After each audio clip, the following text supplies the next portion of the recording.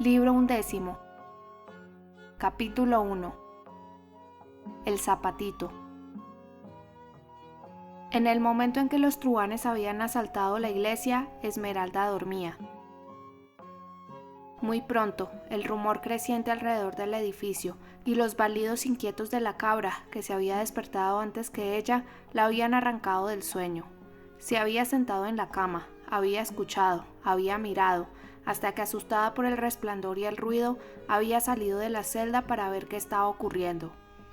El aspecto de la plaza, la agitación que allí reinaba, el desorden de aquel asalto nocturno, aquella muchedumbre repulsiva que saltaba como una nube de ranas, medio entrevista en las tinieblas, el griterío ronco de aquella multitud, las antorchas encendidas desplazándose y cruzándose en esa oscuridad como fuegos fatuos sobre la superficie brumosa de los pantanos.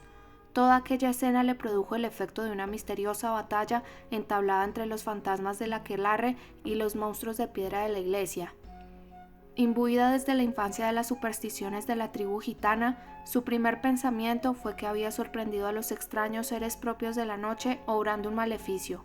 Entonces corrió aterrada a esconderse en su celda, pidiendo a su camastro una pesadilla menos horrible. Poco a poco, sin embargo, los primeros vapores del miedo se habían disipado. Con el ruido creciente y otras manifestaciones de la realidad, se había sentido rodeada, no de espectros sino de seres humanos. Su miedo había dejado entonces de aumentar para transformarse. Había pensado en la posibilidad de un motín popular para sacarla de su refugio.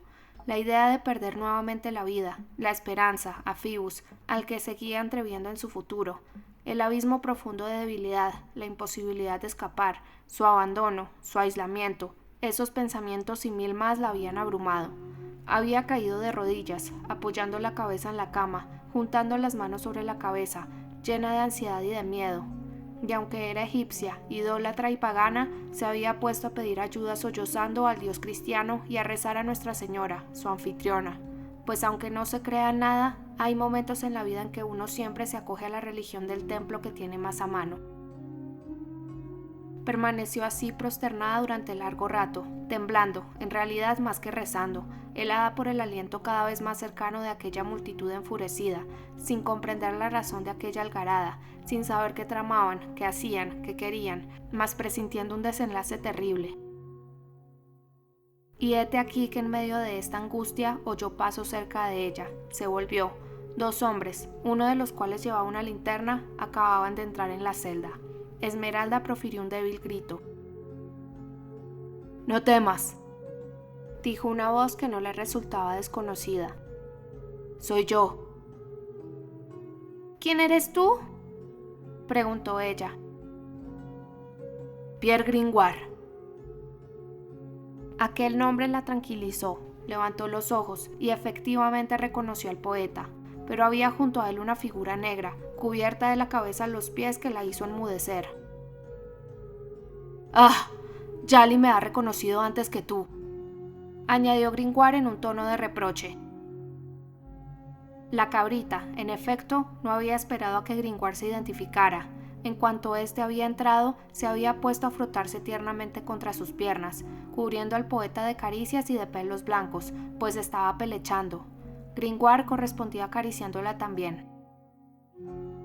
«¿Quién está contigo?», preguntó la egipcia en voz baja. «Tranquilízate», respondió Gringoire. «Es un amigo mío». Entonces el filósofo, dejando la linterna en el suelo, se agachó y exclamó con entusiasmo, estrechando a Djali entre los brazos. «¡Oh!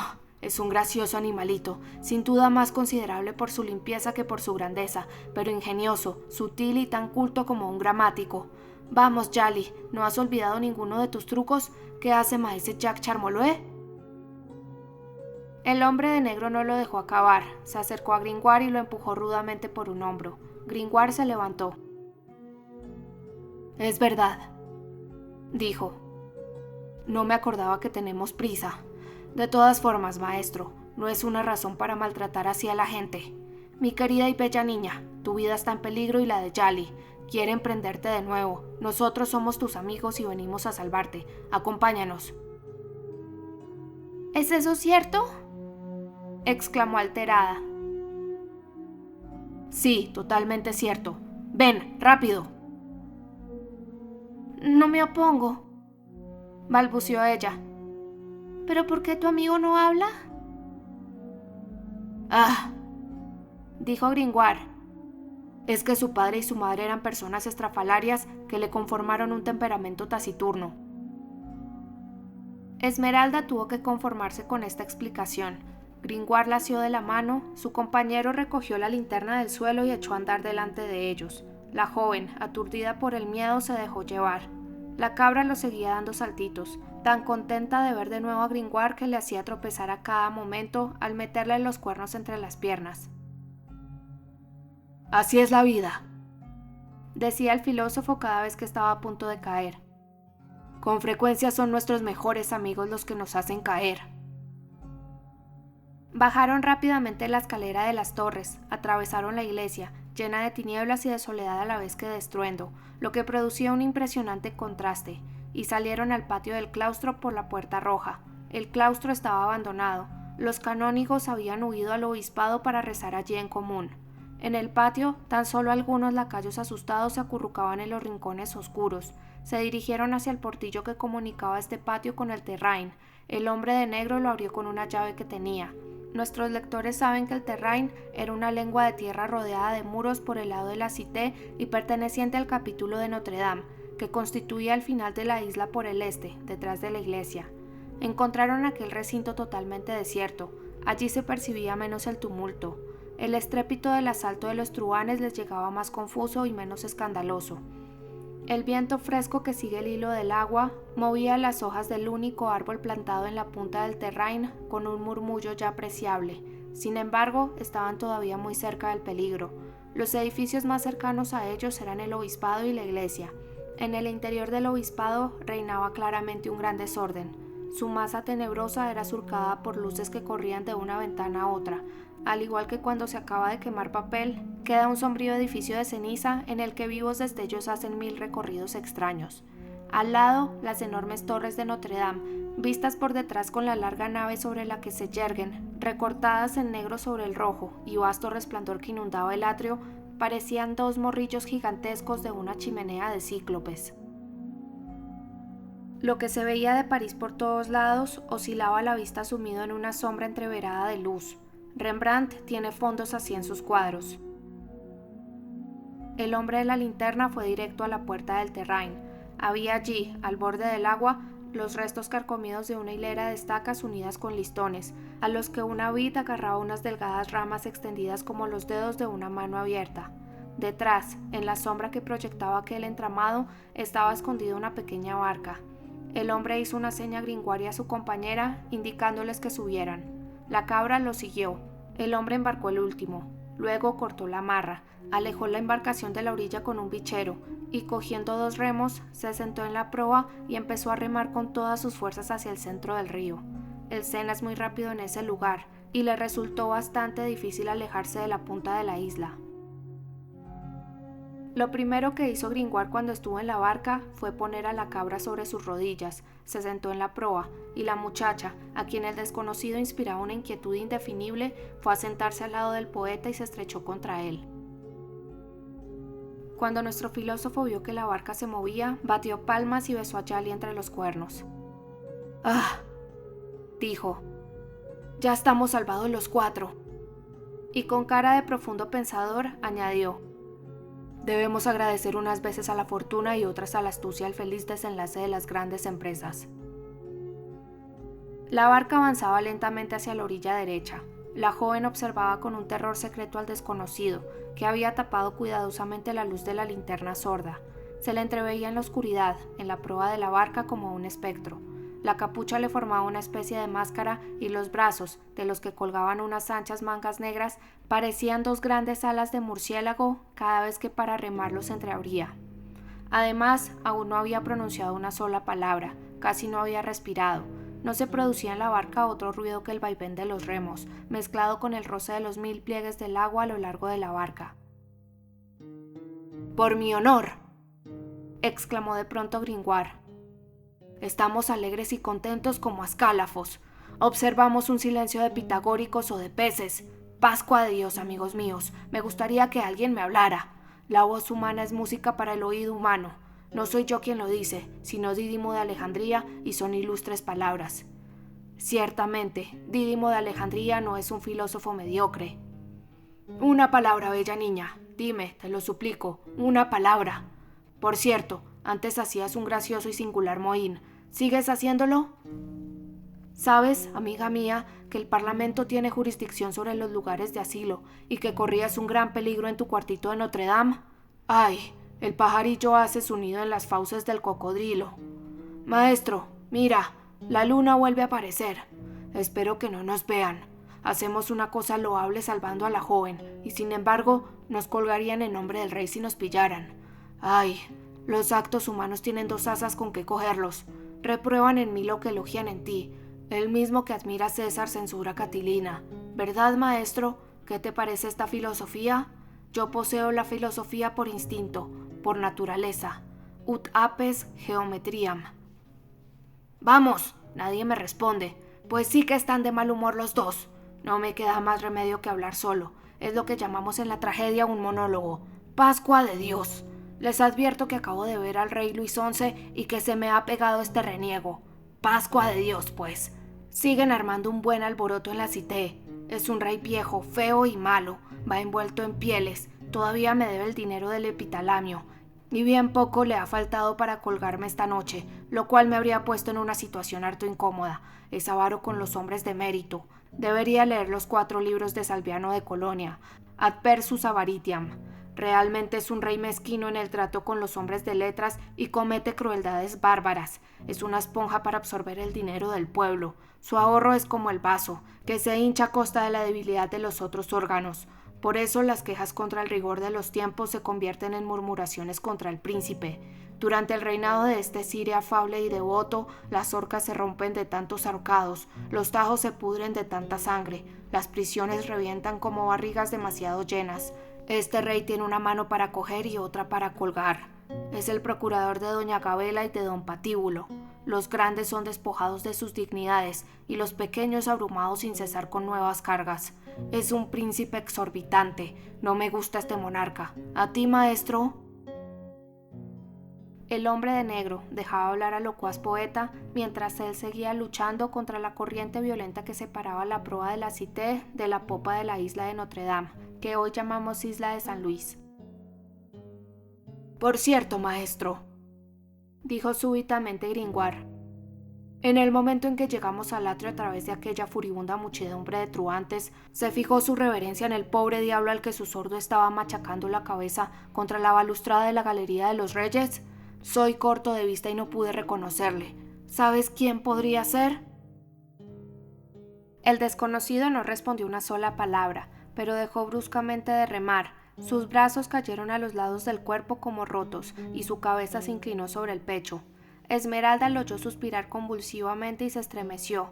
Ya había oído antes esos suspiros. La barca, abandonada a sí misma, derivó unos instantes a merced del agua, pero el hombre de negro acabó por erguirse, cogió de nuevo los remos y volvió a bogar contracorriente. Dobló la punta de la isla de Notre Dame y se dirigió hacia el embarcadero del Pont-au-Foin. «¡Ah!», dijo Gringoire.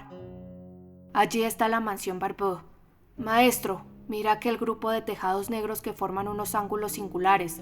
Bajo ese montón de nubes bajas, deshilachadas, grisáceas y sucias, donde la luna está aplastada y desparramada como la yema de un huevo roto. Es una bonita mansión. Tiene una capilla coronada por una pequeña bóveda con abundantes ornamentos. Encima puedes ver el campanario delicadamente calado. Hay también un agradable jardín, formado por un estanque, una pajarera, un eco, un mayo, un laberinto, una casa de fieras y multitud de paseos frondosos muy gratos a Venus. Hay además un pícaro árbol al que llaman el lujurioso, por haber cobijado los amores de una princesa famosa y de un condestable de Francia galante y cultivado. Ay, nosotros, pobres filósofos, comparados con un condestable somos lo mismo que un huerto de coles y rábanos comparado con el jardín del Louvre. Pero después de todo, ¿qué más da? La vida humana, tanto para los grandes como para nosotros, es una mezcla de bien y de mal. El dolor siempre está al lado de la alegría, el esponteo junto al dáctilo. Maestro, tengo que contarle esta historia de la mansión Barbeau. Termina de un modo trágico. Ocurrió en 1319, durante el reinado de Felipe V, el más largo de los reyes de Francia. La moraleja de la historia es que las tentaciones de la carne son perniciosas y malignas. No nos fijemos demasiado en la mujer del vecino, por muy atraídos que nuestros sentidos se sientan por su belleza. La fornicación es un pensamiento muy libertino. El adulterio es una curiosidad de la voluptuosidad de otro. El estruendo aumenta por allí. El tumulto se acrecentaba, efectivamente, alrededor de Notre Dame. Prestaron atención. Se oían con bastante claridad gritos de victoria. De pronto, cientos de antorchas que hacían resplandecer cascos de soldados se extendieron por la iglesia a todas las alturas, por las torres, por las galerías, bajo los arbotantes. Aquellas antorchas parecían buscar algo, y muy pronto aquellos clamores lejanos llegaron nítidamente hasta los fugitivos. ¡La egipcia! ¡La bruja! ¡Muerte a la egipcia! La desventurada dejó caer la cabeza sobre sus manos, y el desconocido se puso a remar con más furia hacia la orilla. Mientras tanto, nuestro filósofo reflexionaba. Estrechaba la cabra entre sus brazos y se apartaba muy despacio de la gitana, que se apretaba cada vez más contra él, como si fuera el último refugio que le quedaba. Sin duda alguna, Gringoire se hallaba sumido en una cruel perplejidad. Pensaba que también la cabra, según la legislación vigente, sería colgada si volvieran a cogerla, que eso sería una pena. Pobre Djali, que era excesivo tener a dos condenadas agarrada a él, y que en fin de cuentas, su compañero estaría encantado de encargarse de la egipcia. Se libraba entre sus pensamientos un violento combate, en el cual, como el Júpiter de la Ilíada, sopesaba alternativamente a la egipcia y la cabra, y las miraba la una después de la otra con los ojos húmedos de lágrimas, diciendo entre dientes: «Pero no puedo salvarlas a las dos». Una sacudida les advirtió por fin que la barca había abordado. El griterío siniestro continuaba en la Cité. El desconocido se levantó, se acercó a la egipcia y fue a asirla del brazo para ayudarla a bajar. Ella, sin embargo, lo rechazó y se agarró de la manga de Gringoire, quien, ocupado con la cabra, la apartó casi empujándola. Entonces ella saltó sola a la tierra. Estaba tan trastornada que no sabía ni lo que hacía ni a dónde iba. Se quedó un momento así, estupefacta, mirando correr el agua. Cuando volvió un poco en sí, estaba sola en el puerto con el desconocido. Al parecer, Gringoire había aprovechado el momento del desembarco para escabullirse con la cabra por la manzana de casas de la calle Grenier-sur-Loire. La pobre egipcia se estremeció al verse sola con aquel hombre. Intentó hablar, gritar, llamar a Gringoire, pero su lengua estaba inerte dentro de su boca y ningún sonido salió de sus labios. De pronto notó la mano del desconocido sobre la suya. Era una mano fría y fuerte. Sus dientes castañetearon y se quedó más pálida que el rayo de luna que la iluminaba. El hombre no dijo una palabra. Empezó a subir dando grandes pasos hacia la plaza de Grève sujetándola de la mano. En aquel instante ella sintió vagamente que el destino era una fuerza irresistible. No le quedaba energía, se dejó llevar, corriendo mientras que él caminaba. Aunque en aquella zona el muelle subía, a ella le parecía que bajaba una pendiente. Miró hacia todos lados, ni un transeúnte. El muelle estaba absolutamente desierto. Solo oía ruido y ajetreo en la Cité tumultuosa y rojiza, de la que únicamente la separaba un brazo del Sena y desde donde su nombre le llegaba mezclado con gritos de muerte. El resto de París se extendía a su alrededor en grandes bloques de sombra. Mientras, el desconocido seguía arrastrándola con el mismo silencio y la misma rapidez. No encontraba en su memoria ninguno de los lugares por donde caminaba. Al pasar por delante de una ventana iluminada, hizo un esfuerzo, se irguió bruscamente y gritó: ¡Socorro! El burgués al que pertenecía la ventana la abrió. Apareció en camisa con una lámpara, miró hacia el muelle con cara helada, pronunció unas palabras que ella no entendió y cerró. Era el último destello de esperanza que se apagaba. El hombre de negro no profirió ni una sílaba. La tenía bien sujeta y apretó todavía más el paso.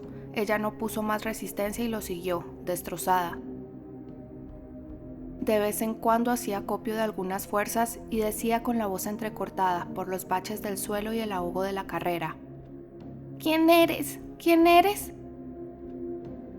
Él no respondía nada. Llegaron así, andando todo el rato junto al muelle, a una plaza bastante grande. Había un poco de luna, era la Greve. Se distinguía en el centro una especie de cruz negra plantada. Era el patíbulo. Ella reconoció todo eso y se dio cuenta de dónde estaba. El hombre se detuvo, se volvió hacia ella y se quitó la capucha. ¡Oh!, balbuceó la joven petrificada. Sabía que era de nuevo él. Era el sacerdote, parecía su propio fantasma. Es un efecto del claro de luna. Parece ser que bajo esta luz solo se ven los espectros de las cosas. «Escucha», le dijo, y el sonido de aquella voz funesta que la joven no había oído desde hacía tiempo la estremeció. Él continuó, articulaba las frases de ese modo entrecortado y jadeante que revela profundos temblores internos. «Escucha, estamos aquí, voy a hablarte. Esto es la Greve. Hemos llegado a un punto límite. El destino nos entrega el uno al otro. Yo voy a decidir sobre tu vida, tú sobre mi alma. Más allá de esta plaza y de esta noche no se ve nada, así que escúchame. Quiero decirte, antes de nada, no me hables de tu Fibus». Mientras decía estas cosas, iba de un lado a otro, como si no pudiera estar quieto, sin soltarla. «No me hables de él. Si pronuncias ese nombre no sé qué haré, pero será terrible». Dicho esto, como un cuerpo que recupera su centro de gravedad, se quedó inmóvil, pero sus palabras no traslucían menos agitación, su voz era cada vez más baja. «No vuelvas la cabeza, escúchame, es un asunto serio. En primer lugar, esto es lo que ha ocurrido. No es cosa de risa, te lo juro. ¿Qué estaba diciendo? Recuérdamelo. Ah, sí, hay una sentencia del Parlamento que te lleva de nuevo al cadalso. Acabo de arrancarte de sus manos, pero te persiguen, mira». Extendió un brazo hacia la cité, donde efectivamente la búsqueda parecía seguir. Los rumores se acercaban, la torre de la casa del teniente, situada frente a la Greve, estaba llena de ruido y de luces, y se veía correr soldados por el muelle opuesto, con antorchas y gritando: «¡La egipcia! ¿Dónde está la egipcia? ¡Muerte! ¡Muerte a la egipcia!». «Es evidente que te buscan y que no te miento. Te amo. No abras la boca. No me hables si es para decirme que me odias. Estoy decidido a no volver a oírlo. Acabo de salvarte. Déjame primero acabar. Yo puedo salvarte para siempre. Lo he preparado todo. La decisión es tuya. Si tú quieres, yo puedo».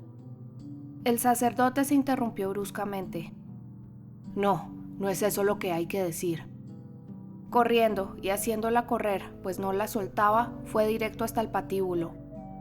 «Escoge entre los dos», dijo fríamente señalándolo con el dedo. Ella logró desasirse, cayó al pie del patíbulo y abrazó aquel apoyo fúnebre. Luego volvió a media su hermosa cabeza y miró al sacerdote por encima del hombro. Parecía una Santísima Virgen al pie de la cruz. El sacerdote había permanecido inmóvil, con el dedo levantado hacia el patíbulo, como una estatua. Por fin la egipcia le dijo: «Me produce menos horror que tú». Entonces él dejó caer lentamente el brazo y miró el suelo con un profundo abatimiento. «Si estas piedras pudieran hablar», murmuró, «dirían que aquí hay un hombre muy desgraciado». El arcediano siguió insistiendo. La muchacha, arrodillada ante el patíbulo y cubierta con su larga cabellera, lo dejaba hablar sin interrumpirlo. Su tono era ahora quejumbroso y suave, lo que contrastaba dolorosamente con la dureza altiva de sus rasgos. «Yo te amo. Te aseguro que es absolutamente cierto. ¿Acaso no sale nada de este fuego que me abraza el corazón? Noche y día, sí, noche y día. ¿No merece eso ninguna compasión? Te digo que es el amor de la noche y del día. Es una tortura. Sufro demasiado, mi pobre niña. Es algo digno de compasión, te lo aseguro. Como ves, te hablo con delicadeza. Desearía que dejaras de sentir esa aversión hacia mí. Al fin y al cabo, si un hombre ama a una mujer, no es por culpa suya. Oh, Dios mío, ¿es que no me perdonarás jamás? ¿Me odiarás siempre? Esto es el final. Esto es lo que me hace malo, entérate, y horrible a mí mismo. Ni siquiera me miras. Tal vez estás pensando en otra cosa mientras yo hablo, de pie y temblando en el límite de nuestra eternidad, la de ambos. Sobre todo no me hables del oficial. Aunque me arrodillase ante ti, aunque besara, no tus pies, no querrías que lo hiciera, sino el suelo que pisas, aunque llorara como un niño, aunque me arrancara del pecho, no palabras, sino el corazón y las entrañas para decirte que te amo, todo sería inútil, todo. Y sin embargo, tú no tienes en el alma más que ternura y clemencia, irradias la más hermosa dulzura, eres toda suave, buena, misericordiosa y encantadora. Ay, únicamente tienes crueldad para mí. ¡Oh, qué fatalidad! Ocultó su rostro entre las manos. La joven lo oyó llorar. Era la primera vez. Así, de pie y sacudido por los sollozos, presentaba un aspecto más miserable y suplicante que de rodillas. Estuvo llorando de esa forma un rato. Vamos, prosiguió pasadas estas primeras lágrimas. No encuentro palabras. Sin embargo, había pensado muy bien lo que te diría.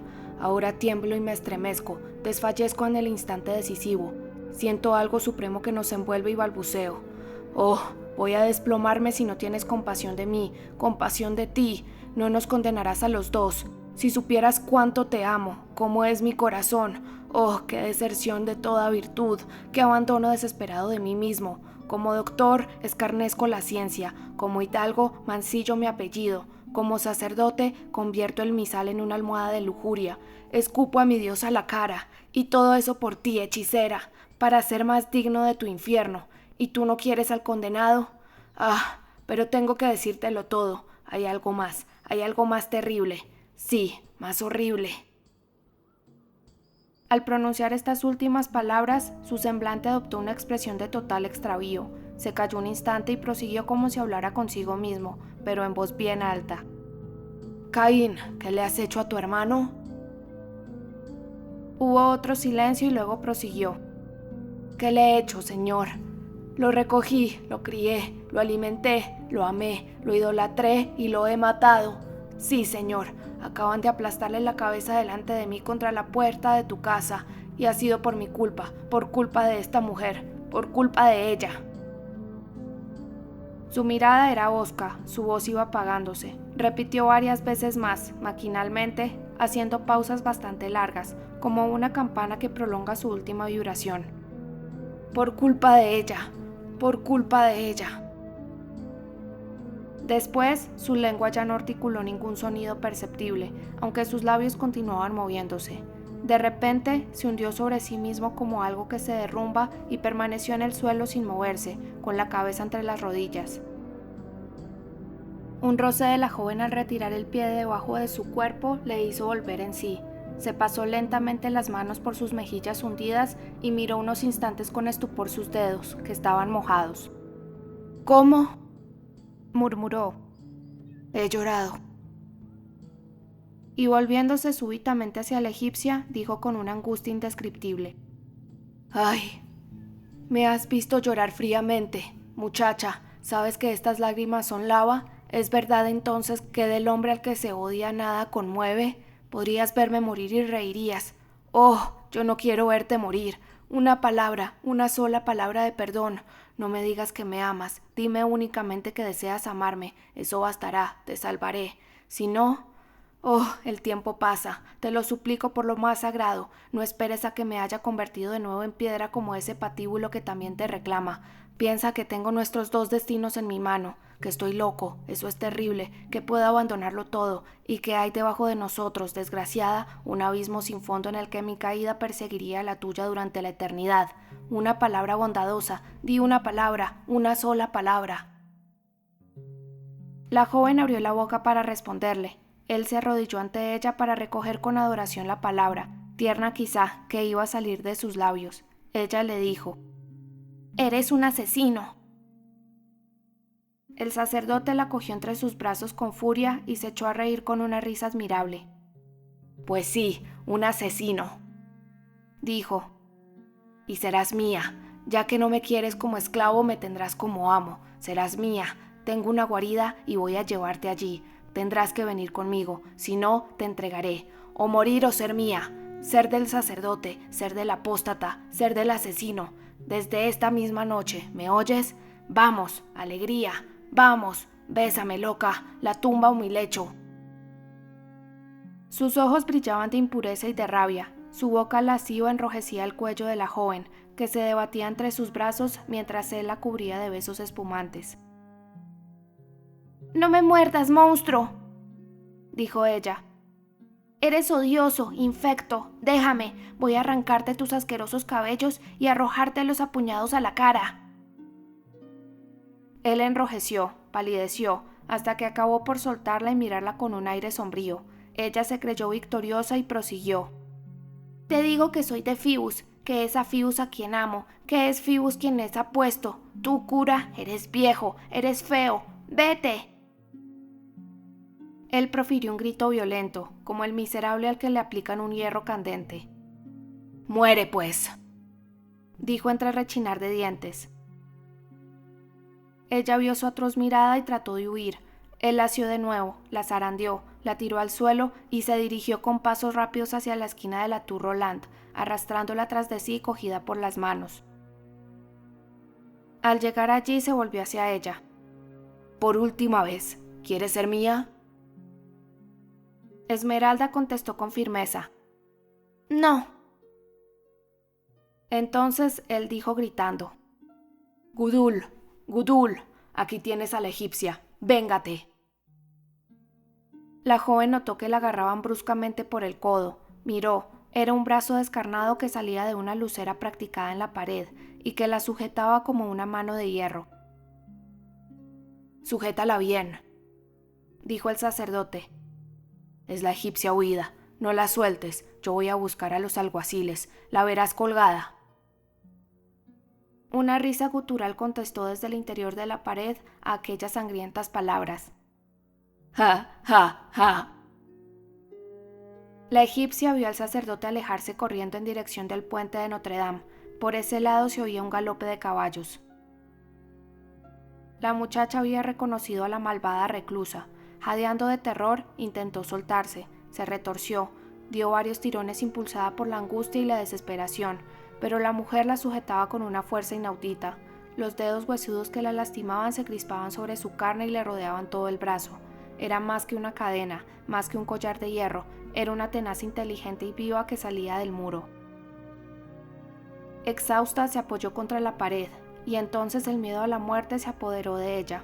Pensó en la belleza de la vida, en la juventud, en la visión del cielo, en los aspectos de la naturaleza, en el amor, en Fibus, en todo lo pasado y en todo lo venidero, en el sacerdote que la denunciaba, en el verdugo que vendría, en el patíbulo que estaba allí. Sintió como el pánico le subía hasta la raíz de los cabellos y oyó la risa lúgubre de la reclusa que le decía bajito: «Ja, ja, ja, van a ahorcarte». Se volvió, moribunda, hacia la lucera y vio el rostro salvaje de la Sachet a través de los barrotes. «¿Qué te he hecho yo?», dijo casi inánime. La reclusa no respondió. Se puso a mascullar con una entonación cantarina, irritada y burlona. «Hija de Egipto, hija de Egipto, hija de Egipto». La desventurada Esmeralda dejó caer la cabeza al darse cuenta de que no trataba con un ser humano. De pronto la reclusa exclamó, como si la pregunta del egipcio hubiera tardado todo ese tiempo en llegar a su mente. ¿Qué me has hecho, dices? ¡Ah! ¿Qué me has hecho, egipcia? Pues bien, escucha, yo tenía un hijo, ¿sabes? Tenía un hijo, te digo, una preciosa niña, mi Agnes. Prosiguió extraviada mientras besaba algo en las tinieblas. Pues bien, hija de Egipto, me quitaron a mi hija, me robaron a mi hija, se comieron a mi hija, eso es lo que me has hecho. La joven contestó como el cordero al lobo. Tal vez yo no había nacido. Oh, sí, repuso la reclusa. Seguro que tú habías nacido, tú estabas allí, ella tendría tu edad. Hace 15 años que estoy aquí, 15 años que sufro, 15 años que rezo, 15 años que me golpeo la cabeza contra las 4 paredes. Te digo que fueron unas egipcias las que me la robaron, ¿lo oyes? Y las que se la comieron con sus dientes. ¿Tienes corazón? Imagínate lo que es un hijo que juega, un niño que mama, un niño que duerme. Es tan inocente. Pues bien, eso es lo que me robaron, lo que mataron. Dios lo sabe bien. Hoy me toca a mí. Voy a comer carne de egipcia. Oh, cómo te mordería si los barrotes no me lo impidieran. Tengo la cabeza demasiado grande. Pobre pequeñita, mientras dormía. Y si la despertaron al cogerla, por más que gritara, yo no estaba allí. Ah, madres egipcias, se comieron a mi hija. Vengan a ver a la suya. Entonces se echó a reír o a hacer rechinar los dientes. Las dos cosas se confundían en aquella cara furiosa. Empezaba a despuntar el alba, un reflejo ceniciento iluminaba vagamente esta escena, y el patíbulo se volvía cada vez más nítido en la plaza. Por el otro lado, hacia el puente de Notre Dame, la pobre condenada creía oír acercarse el galope de caballos. ¡Señora!, gritó juntando las manos, de rodillas, con el cabello revuelto, desesperada, muerta de miedo. ¡Señora! Tenga piedad, ya vienen. Yo no le he hecho nada. ¿Quiere verme morir de esa horrible manera? Estoy segura de que eres compasiva. Es demasiado horrible. Déjame escapar. Suéltame, por favor. No quiero morir así. Devuélveme a mi hija, dijo la reclusa. Piedad, piedad. Devuélveme a mi hija. En nombre del cielo, suéltame. Devuélveme a mi hija. La joven cayó otra vez, agotada, destrozada, ya con la mirada vidriosa del que está en la fosa. ¡Ay!, balbuceó. Tú buscas a tu hija y yo busco a mis padres. Devuélveme a mi pequeña Agnes, insistió Gudul. ¿No sabes dónde está? Entonces muere. Voy a decirte algo. Yo era una mujer de vida alegre, tenía una hija y me la quitaron. Fueron las egipcias, así que como ves tienes que morir.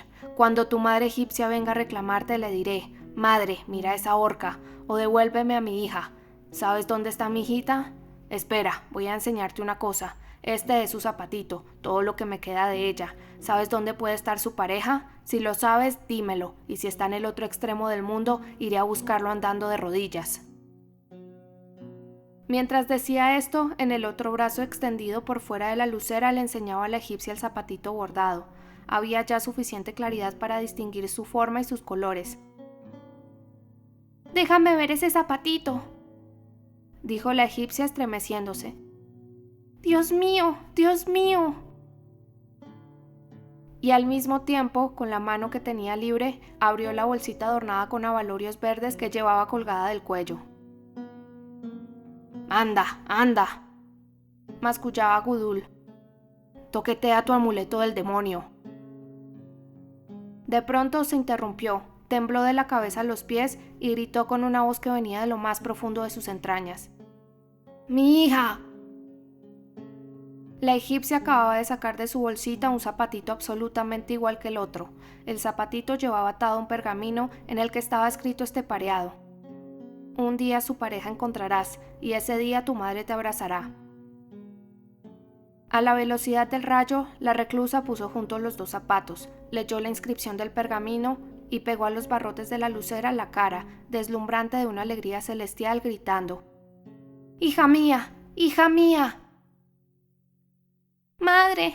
¡Madre!», contestó la egipcia.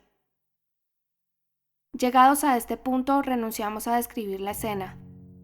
La pared y los barrotes de hierro se interponían entre ellas. «¡Oh, la pared!», gritó la reclusa. «Verla y no poder abrazarla. ¡Tu mano! ¡Tu mano!».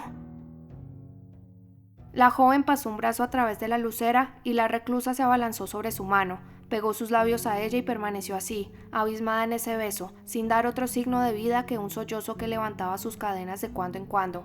Sin embargo, lloraba a mares, en silencio, en la oscuridad, como una lluvia nocturna.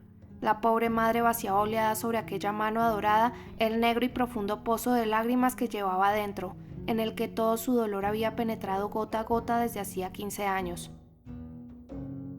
De repente se levantó, se apartó los largos cabellos grises de la frente y sin decir una palabra empezó a zarandear con las dos manos los barrotes de la celda con más furia que una leona. Los barrotes resistieron. Entonces fue a buscar a un rincón de la celda un grueso adoquín que le servía de almohada y lo lanzó contra ellos con tal violencia que uno de los barrotes se partió despidiendo chispas. Un segundo golpe rompió totalmente la vieja cruz de hierro que cerraba la lucera. Con las dos manos acabó de doblar y apartar los trozos oxidados de barrotes. Hay momentos en que las manos de una mujer tienen una fuerza sobrehumana. Una vez libre el paso, y no hizo falta más de un minuto para ello, cogió a su hija por la cintura y tiró de ella para meterla en la celda. «Ven, voy a sacarte del abismo», murmuraba. Cuando su hija estuvo dentro, la dejó suavemente en el suelo. Enseguida volvió a cogerla y, llevándola en brazos como si siguiera siendo su pequeña Agnes, se desplazaba por el estrecho cubículo, alegre, ebria, loca de contento, cantando, besaba a su hija, hablándole, riendo, deshaciéndose en lágrimas, todo a la vez y arrebatadoramente. «Hija mía, decía. «Tengo a mi hija, está aquí, Dios me la ha devuelto. Vengan todos, ¿hay alguien ahí para ver que tengo a mi hija? Señor Jesús, qué guapa es, me has hecho esperar 15 años, Dios mío, pero ha sido para devolverme la más guapa». Entonces, las egipcias no se la habían comido. ¿Quién había dicho tal cosa? Mi niñita, bésame, qué buenas son las egipcias, quiero a las egipcias. ¿Eres tú de verdad? Claro, por eso me daba un vuelco el corazón cada vez que pasabas por aquí, y yo que lo confundía con odio. Perdóname, Agnes, perdóname, te parecía muy mala, ¿verdad? Te quiero. ¿Todavía tienes aquella señal en el cuello? Veamos. Sí, sigues teniéndola, eres preciosa. He sido yo quien te ha hecho esos ojazos, ¿sabes, señorita? Bésame, te quiero. Me da igual que las otras madres tengan hijos, ahora no me preocupan lo más mínimo. Que vengan si quieren, aquí está la mía. Qué cuello, qué ojos, qué cabellera, qué manos tiene. A ver quién encuentra algo más bello. Esta tendrá muchos pretendientes, se los digo yo. He llorado 15 años, toda mi belleza se ha ido en ese tiempo y la ha adquirido ella. Bésame. Le decía 1000 cosas extravagantes, hermosas por el tono que empleaba. Desarreglaba la ropa de la pobre muchacha hasta sonrojarla. Le alisaba sus cabellos de seda con las manos, le besaba los pies, las rodillas, la frente, los ojos, se extasiaba con todo. La joven se dejaba hacer, repitiendo muy bajito y con una dulzura infinita: «Madre». «Ya verás, mi niña», proseguía la reclusa intercalando besos entre sus palabras. «Ya verás cuánto voy a quererte. Nos iremos de aquí, vamos a ser muy felices. He heredado algo en Reims, en nuestra tierra. En Reims, ya sabes». No lo sabes, claro, eras demasiado pequeña. Si supieras lo guapa que eras a los 4 meses.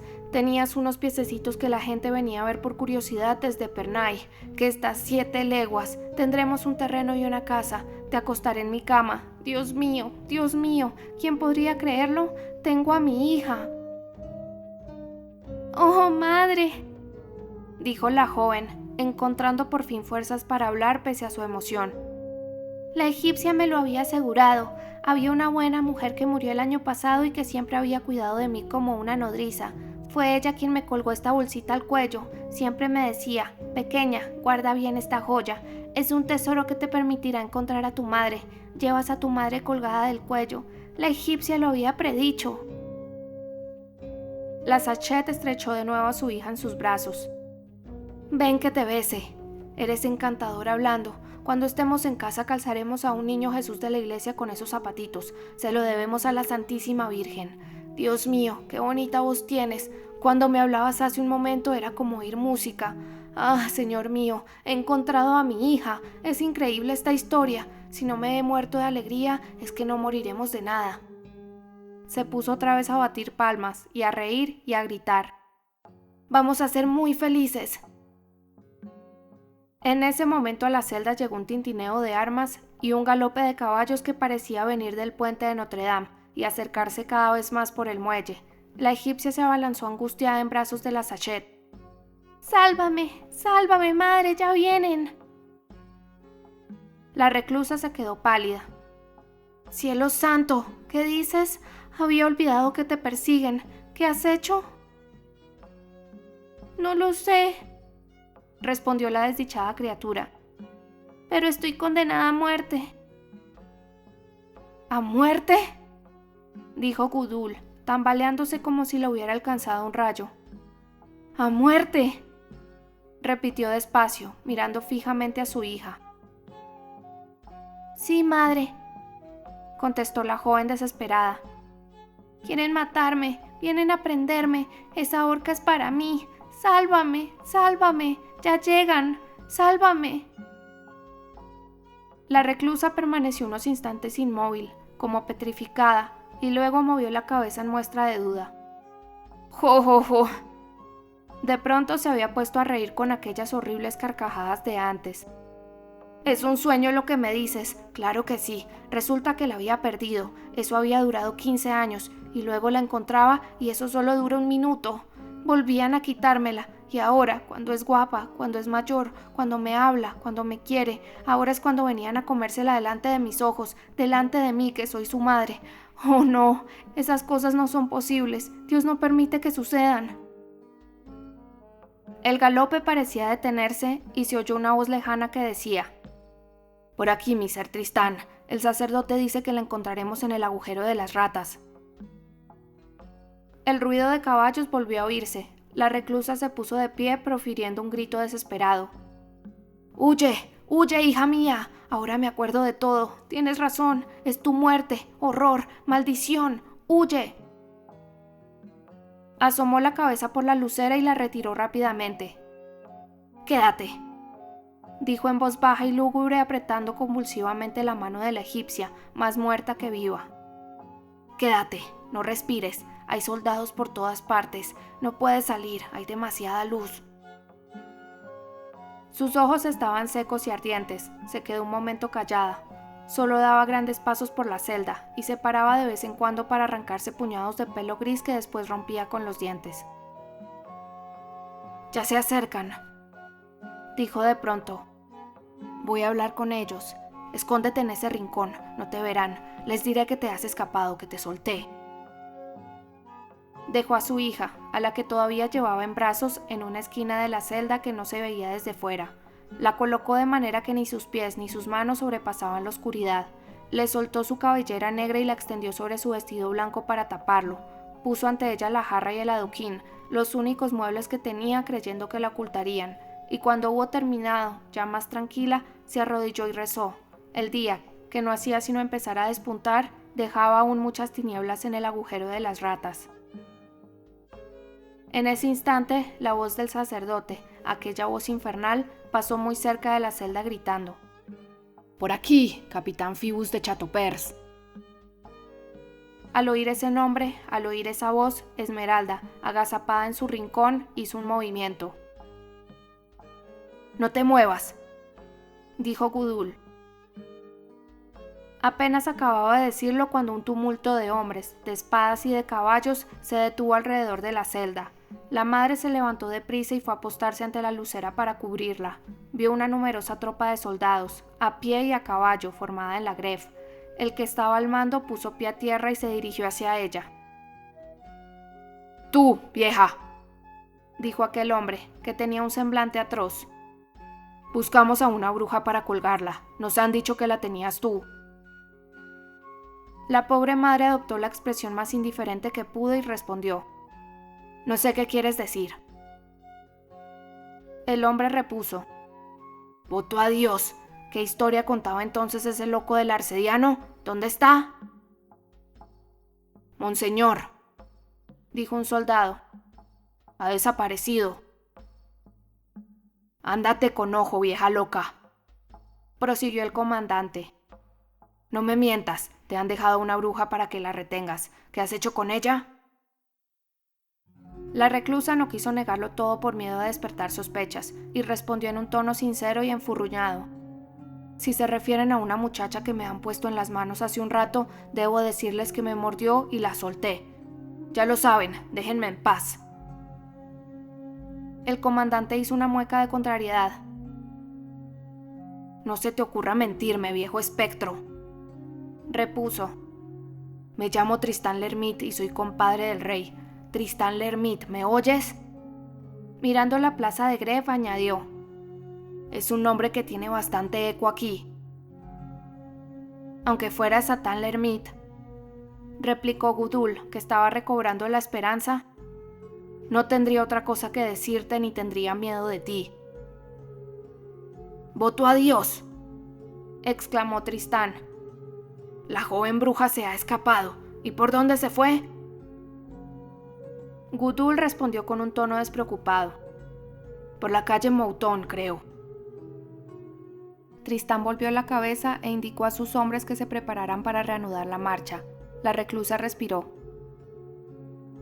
«Monseñor», dijo de pronto un arquero, «pregúntale a la vieja por qué los barrotes de la lucera están tan rotos». Esta pregunta devolvió la angustia al corazón de la miserable madre. Sin embargo, no perdió del todo la presencia de ánimo. «Siempre ha estado así», balbució. «Ya», repuso el arquero. «Todavía ayer formaba una hermosa cruz negra que inspiraba devoción». Tristán dirigió una mirada de soslayo a la reclusa. «Creo que la comadre se pone nerviosa». La desventurada presintió que todo dependía de su aplomo, y con el corazón en un puño se echó a reír. Las madres poseen esa fortaleza. «Bah», dijo. «Ese hombre está borracho. Hace más de un año que la trasera de una carreta cargada de piedras chocó contra la lucera y rompió los barrotes. Cómo maldije al carretero». «Es verdad», dijo otro arquero. «Yo estaba allí». En todas partes hay gente que lo ha visto todo. Aquel testimonio inesperado del arquero animó a la reclusa, a quien el interrogatorio hacía atravesar un abismo por el filo de un cuchillo. Pero estaba condenada a una alternancia continua de esperanza y de alarma. «Si una carretera hubiera hecho esto», repuso el primer soldado, «los barrotes deberían estar doblados hacia adentro y no hacia afuera, como en realidad están». «Tienes olfato de instructor del Châtelet», dijo Tristán al soldado. Vieja, responde a lo que dice». «Dios mío», exclamó la reclusa sintiéndose acorralada, con voz, muy a su pesar, llorosa. «Le juro, monseñor, que fue una carreta lo que rompió los barrotes. ¿Has oído decir a ese hombre que lo vio? Además, ¿qué tiene que ver eso con la egipcia que buscas?». Masculló Tristán. «¡Diablos!», exclamó el soldado, halagado por el elogio del preboste. «Es evidente que el hierro está recién roto». Tristán meneó la cabeza. Ella palideció. «¿Cuánto tiempo dices que hace lo de la carreta?». «1 mes, 15 días quizá, monseñor. Ya no me acuerdo». «Antes dijo más de 1 año», observó el soldado. «Esto es sospechoso», dijo el preboste. «Monseñor», gritó ella, pegada a la lucera y temiendo que la sospecha los empujara a meter la cabeza a través de ella para mirar el interior de la celda. «Monseñor, le juro que fue una carreta lo que rompió la reja. Les juro por todos los ángeles del paraíso. Si no fue una carreta, quiero ser eternamente condenada y reniego de Dios». «Juras con mucho apasionamiento», dijo Tristán con su mirada inquisidor. La pobre mujer sentía desvanecerse cada vez más su aplomo, estaba cometiendo errores y se daba cuenta con terror de que no decía lo que debía decir. En ese momento llegó otro soldado gritando: «Monseñor, la vieja miente. La bruja no se ha escapado por la calle Mouton. La cadena de la calle ha estado echada toda la noche y el guardacadenas no ha visto pasar a nadie». Tristán, cuya expresión se tornaba cada vez más siniestra, preguntó a la reclusa: «¿Qué tienes que decir a esto?». Ella intentó plantar cara a este nuevo revés. «Que no lo sé, monseñor, que quizá me haya equivocado. En realidad creo que ha cruzado el río». «Es del lado opuesto», dijo el preboste. «No parece lógico que haya querido volver a la Cité, que es donde la perseguían. Mientes, vieja». «Además», añadió el primer soldado, «no hay ninguna barca ni a este lado del río ni al otro». «Lo habrá cruzado a nado», replicó la reclusa, defendiendo el terreno palmo a palmo. «¿Acaso nadan las mujeres?», dijo el soldado. Voto a Dios. Mientes, vieja, mientes, exclamó Tristán encolerizado. Me entran ganas de dejar a la bruja y colgarte a ti. Un cuarto de hora de tortura tal vez te arranque la verdad del gaznate. Andando, vas a venir con nosotros. Ella se agarró a estas palabras con avidez. Como quieras, monseñor. Adelante, adelante. La tortura, sí. Llévame. Rápido, rápido. Vámonos ya. Mientras tanto, pensaba, mi hija escapará. ¡Vive Dios!, dijo el preboste. ¡Qué apetito de potro! No entiendo a esta loca. Un viejo soldado de la guardia con el pelo gris se adelantó y le dijo al preboste: Efectivamente está loca, monseñor. Si ha dejado escapar a la egipcia, seguro que no ha sido por gusto, pues no le tiene ninguna simpatía a las egipcias. Hace 15 años que hago la ronda y todas las noches la oigo renegar de las mujeres gitanas y proferir maldiciones interminables. Y si la gitana a la que estamos persiguiendo es, como creo, la joven bailarina de la cabra, a esa la detesta especialmente. Gudul hizo un esfuerzo y dijo: A esa especialmente, sí. El testimonio unánime de los hombres de la guardia confirmó al preboste las palabras del viejo soldado. Tristán L'Hermite, perdiendo la esperanza de sacar nada en claro de la reclusa, le volvió la espalda. Ella lo vio, con una ansiedad inenarrable, dirigirse lentamente hacia su caballo. Vamos, decía entre dientes. En marcha, sigamos buscando. No descansará hasta que la egipcia esté colgada. Sin embargo, vaciló todavía un momento antes de montar en el caballo. Gudul palpitaba entre la vida y la muerte, viéndolo pasear alrededor de la plaza, aquel rostro inquieto de perro de caza que siente cerca la madriguera del animal y se resiste a alejarse. Finalmente meneó la cabeza y montó. El corazón tan horriblemente comprimido de Gudul se dilató, y la mujer dijo en voz baja dirigiendo una mirada a su hija, cosa que no se había atrevido a hacer desde que los soldados estaban allí. ¡Salvada! La pobre muchacha había permanecido todo aquel tiempo en su rincón, sin respirar apenas, totalmente inmóvil, con la idea de la muerte ante ella. Había asistido a la escena entre Gudul y Tristán, y todas las angustias de su madre las había vivido ella también. Había oído los crujidos sucesivos del hilo que la tenía suspendida sobre el abismo, había creído 20 veces verlo romperse, y por fin comenzaba a respirar y a sentir los pies en tierra firme. En ese momento oyó una voz que le decía al preboste: «Cuernos, señor preboste, no es cosa mía, que soy hombre de armas, colgar brujas. La revuelta de la canalla ya está sofocada. Dejo ese trabajo para ti. Te parecerá bien que vaya a reunirme con mi compañía, puesto que se encuentra sin capitán». Aquella era la voz de Phoebus de Chateaupers. Lo que Esmeralda sintió es indescriptible. Así que estaba él allí, su amigo, su protector, su apoyo, su refugio, su Phoebus. Se levantó, y antes de que su madre hubiera podido impedírselo, se había abalanzado hacia la lucera gritando: «¡Phoebus! ¡A mí! ¡Phoebus!». Phoebus ya no estaba. Acababa de doblar al galope la esquina de la calle Coutellerie, pero Tristán aún no se había ido. La reclusa se precipitó sobre su hija con un rugido, la echó violentamente hacia atrás, clavándole las uñas en el cuello. Una tigresa no defiende mejor a sus cachorros, pero era demasiado tarde. Tristán la había visto. «Vaya, vaya», exclamó con una risotada que mostraba todos sus dientes y asemejaba a su cara al hocico de un lobo. «2 ratones en la ratonera». «Me lo figuraba», dijo el soldado.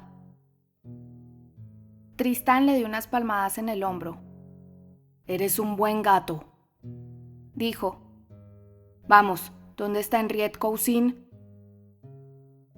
Un hombre que no iba vestido de soldado, ni tenía aspecto de tal, se adelantó. Llevaba un traje gris y marrón, mangas de cuero y un paquete de cuerdas en sus grandes manos. Ese hombre acompañaba siempre a Tristán, el cual acompañaba siempre a Luis XI. «Amigo», dijo Tristán L'Hermite, «supongo que es la bruja que buscamos. Cuélgala. ¿Has traído la escalera?» «Hay una allí en el cobertizo de la casa de los pilares», respondió el hombre. «¿Es en esa justicia donde vamos a hacerlo?», preguntó señalando el patíbulo de piedra. «Sí». «Ja, ja, ja. No vamos a tener que andar mucho, dijo el hombre, con una sonora risa todavía más bestial que la del preboste. Date prisa, dijo Tristán. Ya reirás después. La reclusa, mientras tanto, no había dicho una palabra desde que Tristán había descubierto a su hija y ya no quedaba ninguna esperanza. Había arrojado a la pobre egipcia medio muerta a un rincón del sepulcro y se había colocado de nuevo en la lucera, con las manos apoyadas como dos garras en el alféizar. En esa actitud se la veía pasear intrépidamente sobre todos aquellos soldados la mirada, que se había vuelto otra vez feroz y extraviada. Cuando Henriette Cousin se acercó al cubículo, le puso una cara tan salvaje que le hizo retroceder. Monseñor, dijo éste acercándose al preboste, ¿a cuál hay que coger? A la joven. Menos mal, porque la vieja parece dura de pelar. Pobre bailarina de la cabra, dijo el viejo soldado de la guardia.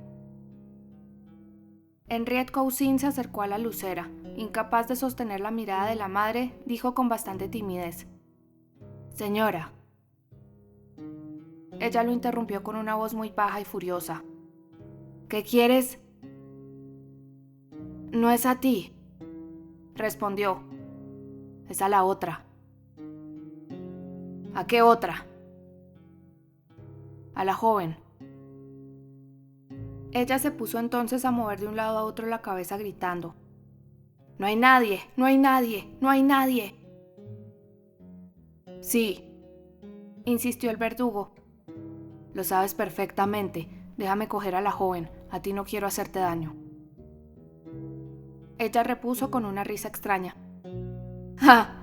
¿A mí no quieres hacerme daño? Déjame a la otra, señora. Es la voluntad del señor preboste. La vieja repitió con expresión perturbada. No hay nadie. Le digo que sí, replicó el verdugo. Todos hemos visto que eran dos. Ven y mira, dijo la reclusa riendo. Mete la cabeza por la lucera. El verdugo observó las uñas de la madre y no se atrevió. ¡Date prisa!, dijo Tristán, que acababa de colocar a su tropa en círculo alrededor del agujero de las ratas y permanecía a caballo junto al patíbulo. Henriette, sintiéndose muy incómodo, se acercó de nuevo al preboste. Había dejado la cuerda en el suelo y con gesto torpe daba vueltas al sombrero que tenía entre las manos. «Monseñor», le preguntó, «¿por dónde entro?» «Por la puerta». «No hay puerta». «Pues por la ventana». «Es demasiado estrecha». «Entonces ensánchala», dijo Tristán encolerizado. ¿No tienes picos? Desde el fondo de su antro, la madre, en la misma actitud, miraba. Ya no esperaba nada, ya no sabía lo que quería, pero desde luego no que le quitaran a su hija. Henriette Cousin fue a buscar al cobertizo de la casa de los pilares la caja de los útiles para las ejecuciones. Cogió también la escalera de tijera y la colocó inmediatamente bajo el patíbulo. 5 o 6 hombres del prebotazgo se armaron de picos y palancas, y Tristán se dirigió con ellos hacia la lucera. «Vieja», dijo el preboste con severidad, «entréganos a esa muchacha por las buenas». Ella lo miró como si no entendiera lo que decía. «Voto a Dios», exclamó Tristán. «¿Qué interés tienes en impedir que colguemos a esa bruja como es deseo del rey?» La miserable se echó a reír con su risa feroz. ¿Qué interés tengo? Es mi hija. El tono en que pronunció esta frase hizo estremecer al propio Henriette Cousin. «Lo siento mucho», replicó el preboste, «pero es el deseo del rey». Ella gritó, riendo con más ferocidad aún. «¿Qué me importa a mí tu rey? Te digo que es mi hija». «Perforen la pared», dijo Tristán. Para practicar una buena abertura suficientemente grande, basta retirar un sillar justo debajo de la lucera. Cuando la madre oyó los picos y las palancas minando su fortaleza, profirió un grito aterrador y se puso a dar vueltas a una velocidad increíble por la celda, costumbre de animal salvaje adquirida en aquella jaula. No decía nada, pero sus ojos despedían llamas. Los soldados estaban en el fondo de su corazón helados. De pronto cogió el adoquín, rió y lo arrojó con las 2 manos contra los trabajadores. La piedra, lanzada con torpeza, pues las manos le temblaban, no alcanzó a nadie y fue a parar a los pies del caballo de Tristán. Gudul hizo rechinar los dientes. Aunque el sol no había salido del todo, ya había claridad. Una bella luz rosada alegraba las viejas y carcomidas chimeneas de la casa de los Pilares. Era la hora en que las ventanas más madrugadoras de la ciudad se abren alegremente en los tejados. Algunos villanos y algunos fruteros que iban al mercado en su burro empezaban a atravesar la Greve. Se detenían un momento ante el grupo de soldados apiñados alrededor del agujero de las ratas, lo miraban extrañados y pasaban de largo. La reclusa iba a sentarse junto a su hija, y con la mirada perdida en el vacío, la cubría con su cuerpo y escuchaba a la pobre criatura, que no se movía y murmuraba en voz baja una única palabra: «Phoebus, Phoebus». A medida que el trabajo de los demoledores parecía avanzar, la madre retrocedía maquinalmente y apretaba cada vez más a su hija contra la pared. De repente la reclusa vio moverse la piedra, pues vigilaba atentamente y no apartaba la vista de ella, y oyó la voz de Tristán animando a los trabajadores. Entonces salió del abatimiento en que había caído hacía un rato y se puso a gritar, y mientras hablaba, su voz pasaba de desgarrar los oídos como una sierra a balbucir, como si todas las maldiciones se hubieran agolpado en sus labios para estallar a la vez. ¡Ah! Esto es horrible, son unos bandidos, ¿de verdad van a quitarme a mi hija? Les digo que es mi hija, cobardes, despreciables verdugos, despreciables canallas y asesinos, ¡socorro, socorro, fuego! Pero es que van a quitarme a mi hija, ¿sí? ¿Quién es? ¿Entonces ese al que llaman Dios? Dirigiéndose a Tristán, echando espumarajos por la boca, con los ojos extraviados, a 4 patas como una pantera, y totalmente erizada, continuó: «Acércate un poco más para quitarme a mi hija y verás. ¿No comprendes acaso que esta mujer te dice que es su hija? ¿Sabes lo que es tener un hijo? Lobo carnicero, ¿no has yacido nunca con tu loba? ¿No has tenido un lobezno? Y si tienes crías, ¿no se te remueven las entrañas cuando las oyes aullar?» «Retiren de una vez la piedra», dijo Tristán. «Ya se desprende». Las palancas levantaron el pesado sillar. Era, como hemos dicho, el último refugio de la madre. Ella se abalanzó sobre él, intentó sujetarlo, arañó la piedra con las uñas, pero el bloque macizo, movido por 6 hombres, se le escapó y fue deslizándose despacio hasta el suelo a lo largo de las palancas de hierro. La madre, viendo el camino expedito, se echó atravesada delante de la abertura, cerrando el paso con su cuerpo, retorciéndose los brazos, golpeando la losa con la cabeza y gritando con una voz ronca por el cansancio y apenas audible: «¡Socorro! ¡Fuego! ¡Fuego!». «Ahora cojan a la muchacha», ordenó Tristán, con la misma impasibilidad que había mostrado hasta entonces. La madre miró a los soldados de un modo tan formidable que estos se sentían más inclinados a retroceder que a avanzar. «¡Vamos!», repitió el preboste. «Tú, Henriette Cousin». Nadie dio un paso. «¡Vive Cristo!», juró el preboste. «Mis soldados, ¿miedo de una mujer?». «Monseñor», dijo Henriette, «¿llamas a eso una mujer?». «Tiene la melena de un león», dijo otro. «Vamos», dijo el preboste. «La abertura es bastante ancha. Entren de 3 en fondo como en la brecha de Pontoise. Acabemos, por Mahoma. Al primero que retroceda lo parto en 2». Situados entre el preboste y la madre, ambos amenazadores, los soldados titubearon un momento antes de avanzar, resignados hacia el agujero de las ratas. Cuando la reclusa vio aquello, se incorporó bruscamente para ponerse de rodillas, se apartó el pelo de la cara y dejó caer sus manos huesudas sobre los muslos. Unas gruesas lágrimas brotaron una a una de sus ojos y se deslizaron por una arruga a lo largo de sus mejillas como un torrente por el lecho que él mismo ha abierto. Al mismo tiempo se puso a hablar, pero con una voz tan suplicante, tan dulce, tan sumisa y tan desgarradora, que alrededor de Tristán, más de un antiguo cómitre capaz de comer carne humana se enjuagaba los ojos. Señores míos, señores soldados, unas palabras nada más. Se trata de algo que debo decirles. Es mi hija, ¿no se dan cuenta? La querida niñita que había perdido. Escuchen, es una larga historia. Yo conozco muy bien a los señores soldados. Siempre fueron buenos conmigo en la época en que los niños me tiraban piedras porque llevaba una vida airada. Ya verán cómo me dejan a mi hija cuando sepan todo. Soy una pobre mujer de vida alegre. Las gitanas me la robaron. Si hasta he guardado su zapatito durante 15 años. Miren, aquí está. Este piececito tenía. En Reims, la Chantoflerie, en la calle Folpain. A lo mejor conozcan aquello. Era yo. En su juventud, entonces era una buena época, pasábamos buenos ratos. Tendrán compasión de mí, ¿verdad, señores? Las egipcias me la robaron, la han tenido escondida 15 años.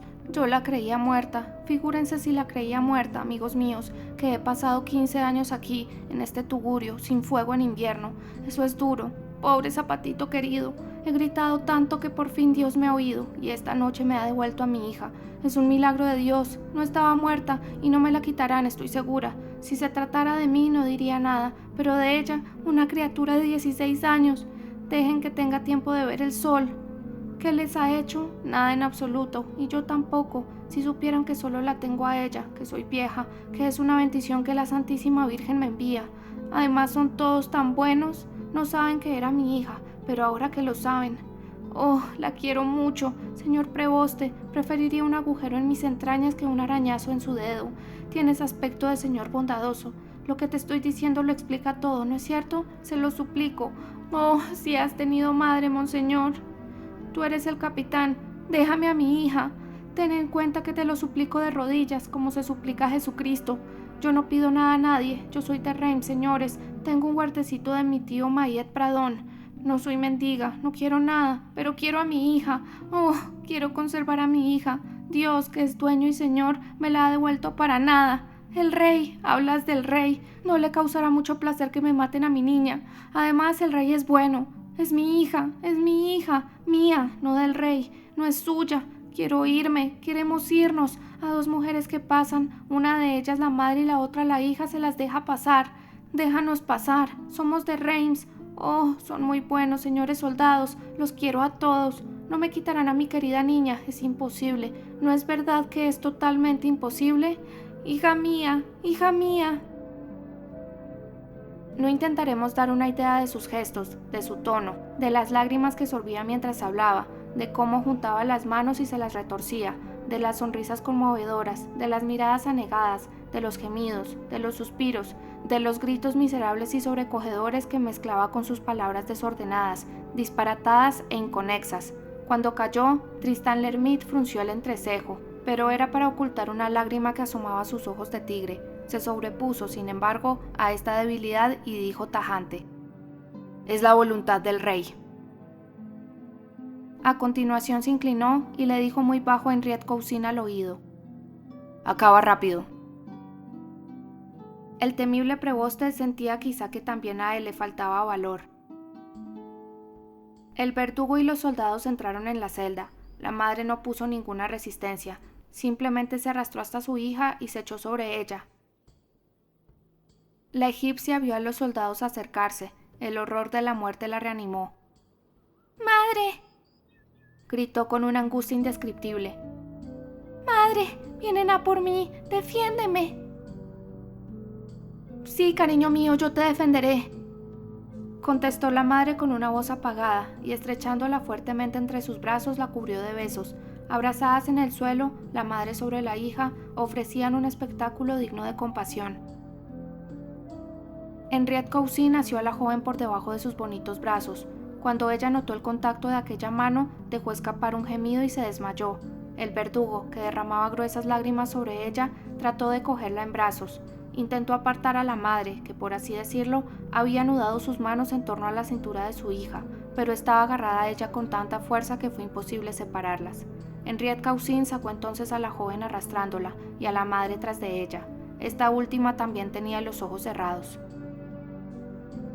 El sol salía en ese momento y había ya en la plaza una cantidad bastante considerable de gente que miraba desde cierta distancia lo que arrastraban por el suelo hacia el patíbulo, pues era esta una peculiaridad del preboste Tristán en las ejecuciones. Tenía la manía de impedir que los curiosos se acercaran. No había nadie asomado a las ventanas, solo se veía a lo lejos, en lo alto de la torre de Notre Dame que dominaba la Greve, dos hombres que parecían mirar y cuya silueta negra se recortaba contra el cielo claro de la mañana. Henriette Cousin se detuvo con lo que arrastraba al pie de la fatal escalera y casi sin respiración por la compasión que aquello le producía, pasó la cuerda alrededor del adorable cuello de la muchacha. La desdichada joven sintió el horrible contacto del cáñamo, abrió los ojos y vio el brazo descarnado de la horca de piedra extendido por encima de su cabeza. Entonces forcejeó y gritó con una voz potente y desgarradora: ¡No quiero! La madre, cuya cabeza estaba enterrada y perdida bajo el vestido de su hija, no dijo una sola palabra.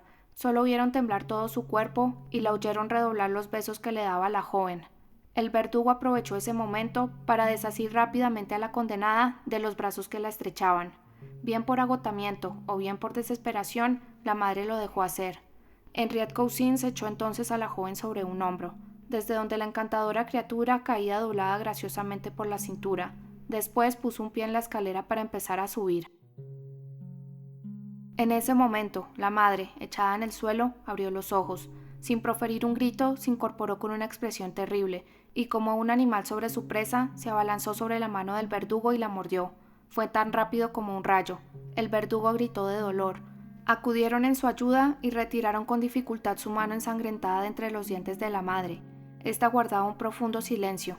La empujaron con bastante brutalidad y observaron que su cabeza caía pesadamente al suelo.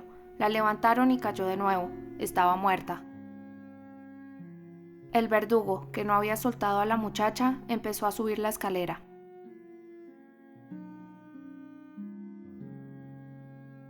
Capítulo 2. La criatura vela bianco vestita. Dante. Cuando Quasimodo vio que la celda estaba vacía, que la egipcia ya no estaba allí, que mientras él la defendía la habían raptado, se puso a tirarse el pelo con las dos manos y a patear al suelo con sorpresa y dolor. Luego echó a correr por toda la iglesia buscando a su gitana, profiriendo gritos extraños por todos los rincones y sembrando el suelo de cabellos rojos. Era justo el momento en que los arqueros del rey entraban victoriosos en Notre Dame, buscando asimismo a la egipcia. Quasimodo los ayudó, sin sospechar, el pobre sordo, sus fatales intenciones. Creía que los enemigos de la egipcia eran los truhanes. Él mismo condujo a Tristán L'Hermite a todos los escondites posibles, le abrió las puertas secretas, los dobles fondos de los altares y las sacristías. Si la desdichada hubiera estado todavía allí, él la habría entregado. Cuando el fastidio de no encontrar nada hubo desanimado a Tristán, que no se desanimaba fácilmente, Quasimodo continuó buscando solo. 20 veces, 100 veces recorrió la iglesia, de izquierda a derecha, de arriba a abajo, subiendo, bajando, corriendo, llamando, gritando, husmeando, escudriñando, rebuscando, metiendo la cabeza en todos los agujeros, iluminando con una antorcha todas las bóvedas, desesperado, loco. Un macho que ha perdido a su hembra no ruge ni se enfurece tanto. Finalmente, cuando estuvo seguro, completamente seguro de que no estaba allí, de que todo había acabado, de que se la habían llevado, subió lentamente la escalera de las torres, aquella escalera que había subido tan entusiasmado y triunfal el día que la había salvado. Volvió a pasar por todos los lugares, con la cabeza gacha, sin voz, sin lágrimas, casi sin aliento. La iglesia estaba desierta de nuevo y sumida en su silencio habitual. Los arqueros se habían marchado para perseguir a la bruja por la Cité. Quasimodo, solo en la vasta Notre Dame, tan asediada y tumultuosa poco antes, se encaminó hacia la celda donde la egipcia había dormido muchas semanas bajo su protección. Mientras se acercaba, imaginaba que quizá la encontraría allí, cuando en el recodo de la galería que da al tejado de las naves laterales, vio el angosto cuartito con su ventanuco y su pequeña puerta, escondida bajo un gran arpotante, como un nido de pájaro bajo una rama. El pobre hombre se le encogió el corazón y tuvo que apoyarse en un pilar para no caer. Imaginó que quizá había regresado, que seguramente un genio bueno la había llevado de vuelta, que aquel cuartito era demasiado tranquilo, demasiado seguro y demasiado encantador para que no estuviera allí, y no se atrevía a dar un paso más por miedo de que se desvaneciera su ilusión. «Sí», se decía a sí mismo, «tal vez esté durmiendo o rezando, no la molestemos». Por fin hizo acopio de valor, se acercó de puntillas, miró y entró. Vacía. La celda seguía vacía. El desventurado sordo la recorrió despacio, levantó la cama y miró debajo, como si la joven pudiera estar escondida entre el suelo y el colchón. Meneó la cabeza y se quedó como al helado. De pronto aplastó furiosamente la antorcha con el pie y sin decir una palabra, sin exhalar un suspiro, se precipitó de cabeza a toda velocidad contra la pared y cayó inconsciente al suelo. Cuando volvió en sí, se echó en la cama, se revolcó, besó con frenesí el lugar todavía tibio donde la joven había dormido. Se quedó unos minutos inmóvil como si fuera a expirar allí, pero luego se levantó, bañado en sudor, jadeante, trastornado, y empezó a golpear con la cabeza las paredes con la terrible regularidad del badajo de sus campanas y la resolución de un hombre que efectivamente quiere partírsela. Acabó desplomándose otra vez, extenuado. Salió de la celda arrastrándose de rodillas y se acurrucó frente a la puerta, con una expresión de extrañeza. Permaneció más de una hora sin hacer movimiento alguno, con la vista clavada en la celda vacía, más triste y pensativo que una madre sentada entre una cuna vacía y un ataúd lleno. No pronunciaba una sola palabra, tan solo, a grandes intervalos, un sollozo sacudía violentamente todo su cuerpo, pero un sollozo sin lágrimas, como esos relámpagos de verano que no hacen ruido. Parece que fue entonces, cuando buscando en el fondo de su pensamiento desconsolado, quién podía ser el inesperado raptor de la egipcia, pensó en el arcediano. Recordó que don Claude era el único que tenía una llave de la escalera que conducía a la celda. Recordó sus tentativas nocturnas relacionadas con la joven, en la primera de las cuales él, Quasimodo, había colaborado, mientras que la segunda la había impedido. Recordó 1000 detalles y muy pronto ya no tuvo ninguna duda de que el arcediano se había llevado a la egipcia. Sin embargo, era tal el respeto que profesaba el sacerdote, el reconocimiento, la entrega y el amor hacia ese hombre tenían tan profundas raíces en su corazón que incluso en aquellos momentos resistían el ataque de los celos y de la desesperación. Pensaba que el arcediano había hecho aquello, y el deseo de sangre y de muerte que habría sentido contra cualquier otro desde el momento en que se trataba de don Claude se transformaba en el pobre sordo en incremento del dolor. En el momento en que su pensamiento estaba concentrado en el sacerdote, cuando el alba empezaba a iluminar los arbotantes, vio en el piso superior de Notre Dame, en el recodo que forma la balustrada exterior que rodea el ábside, una figura que se desplazaba. Aquella figura iba hacia él, la reconoció. Era el arcediano. Claude caminaba con paso grave y lento, no miraba hacia adelante al andar, se dirigía hacia la torre septentrional, pero su rostro estaba de lado, vuelto hacia la orilla derecha del Sena, y mantenía la cabeza alta, como si intentara ver algo por encima de los tejados. El búho adopta con frecuencia esta postura, vuela hacia un punto y mira hacia otro. El sacerdote pasó, pues, por encima de Quasimodo sin verlo. El sordo, a quien esta brusca aparición había dejado petrificado, lo vio desaparecer por la puerta de la escalera de la torre septentrional. El lector sabe que esa es la torre desde la que se ve el ayuntamiento. Quasimodo se levantó y siguió al arcediano. Subió la escalera de la torre por subirla, para saber por qué la subía el sacerdote. Por lo demás, el pobre campanero no sabía qué haría, qué diría, qué quería. Estaba lleno de furia y de miedo. El arcediano y la egipcia chocaban en su corazón. Cuando hubo llegado a lo alto de la torre, antes de salir de la oscuridad de la escalera y entrar en la plataforma, observó con precaución dónde estaba el sacerdote. Don Claude le daba la espalda. Hay una balustrada calada que rodea la plataforma del campanario. El sacerdote, cuyos ojos estaban clavados en la ciudad, tenía el pecho apoyado en el lado de la balustrada que da al puente de Notre Dame. Quasimodo, avanzando sigilosamente detrás de él, fue a ver lo que miraba con tanta atención. El sacerdote se hallaba tan absorto en su contemplación que no oyó acercarse al sordo. Visto desde lo alto de las torres de Notre Dame a la incipiente luz de un amanecer de verano, París es, y lo era todavía más el París de entonces, un magnífico y encantador espectáculo. Podía ser aquel día el mes de julio. El cielo estaba perfectamente sereno. Algunas estrellas tardías se apagaban en diversos puntos, y había una muy brillante hacia levante, en lo más claro del cielo. El sol estaba apareciendo en ese momento, y París empezaba a ponerse en movimiento. Una luz muy blanca y muy pura hacían resaltar vivamente todos los planos que sus cientos de casas presentan a oriente. La sombra gigante de los campanarios iba de tejado en tejado de un extremo a otro de la gran ciudad. Había ya barrios que hablaban y hacían ruido, un toque de campana aquí, un martillazo allá, más lejos el complicado traqueteo de una carreta en marcha. Algunas columnas de humo escapaban en diferentes puntos de toda aquella superficie de tejados, como por las fisuras de una inmensa solfatara. El río, que frunce sus aguas en los arcos de tantos puentes y en la punta de tantas islas, resplandecía en pliegues plateados. Alrededor de la ciudad, fuera de las murallas, la vista se perdía en un gran círculo de vapores algodonosos a través de los cuales se distinguía confusamente la línea imprecisa de las llanuras y el gracioso abultamiento de los collados. Toda clase de rumores flotantes se dispersaban por esa ciudad semidespierta. Hacia oriente, el airecillo matinal desplazaba por el cielo algunos mechones blancos arrancados de la melena de bruma de las colinas. En el atrio, algunas mujeres que llevaban la lechera en la mano comentaban con extrañeza los singulares destrozos de la puerta principal de Notre Dame y los 2 regueros de plomo incrustados en las juntas de las piedras.